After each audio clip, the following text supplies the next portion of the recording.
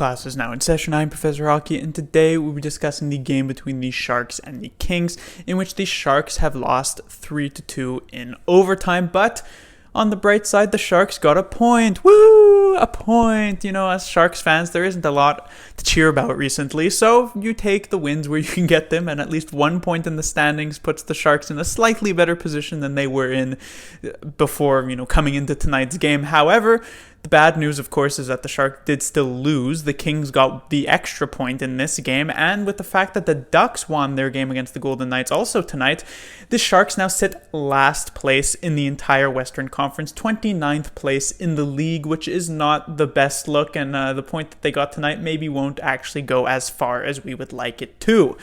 Anyhow, though, with the fact the Sharks got 1 point, that might even be considered a bit lucky, as the Sharks were mostly outplayed for this game. However, they did manage, the opportunity to win this game was certainly within their grasp, to steal a win here out of this Christmas break to try and get something started.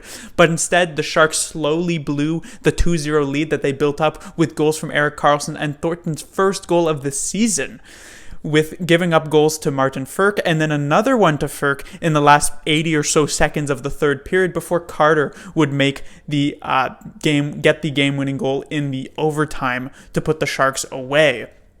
First thing to talk about would be Aaron Dell, as he got the start out of the break, which was a bit of a surprise. Obviously, Dell had been the better goaltender in the past couple of weeks, especially under the new coach, and so it wasn't, too much of a surprise necessarily that Dell would get a game here, but this is a back-to-back, and so you would expect Jones would get this game against the Kings, considering Jones has had a ton of success against the Kings in his past and just this season as well.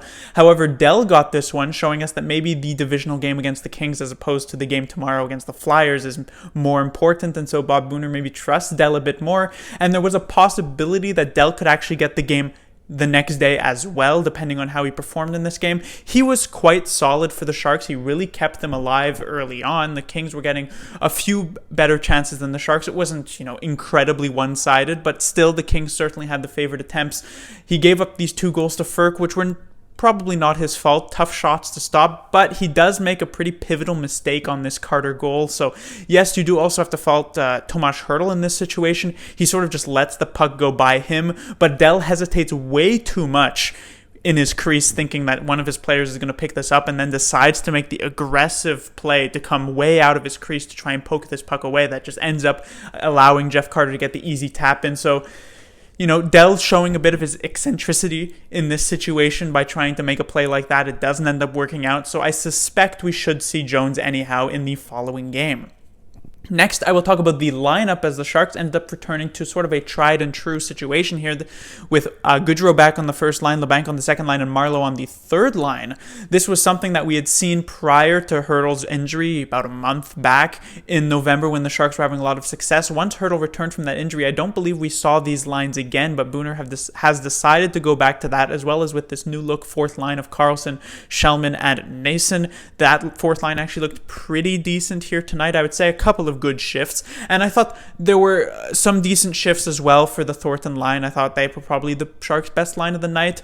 The Couture line was, and the Kane line was also not great, but we'll see if this lineup sticks or if maybe Booner tries again something else tomorrow.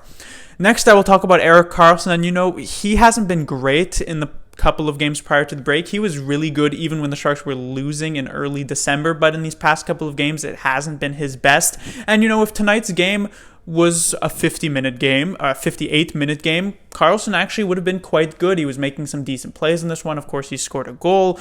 And Karlsson plays a bit of an aggressive style of defense, where there are going to be games where everything seems to be working in his favor and he just looks like the best defenseman in the world. And then there's going to be some times where he'll make an aggressive pinch here, or he'll try and step up at the blue line there, and he'll end up just looking like a complete fool. And what ended up happening here in these last 2 minutes, since unfortunately a game is not 58 minutes, it's 60, and tonight it was 60 plus, we saw Karlsson just get out-muscled in the situation here against Prokhorkin here for the Los Angeles Kings, which allowed this pass to get through to Frk for the game-tying goal in the last 80 seconds, which was just mostly an unacceptable play here from Erik Karlsson.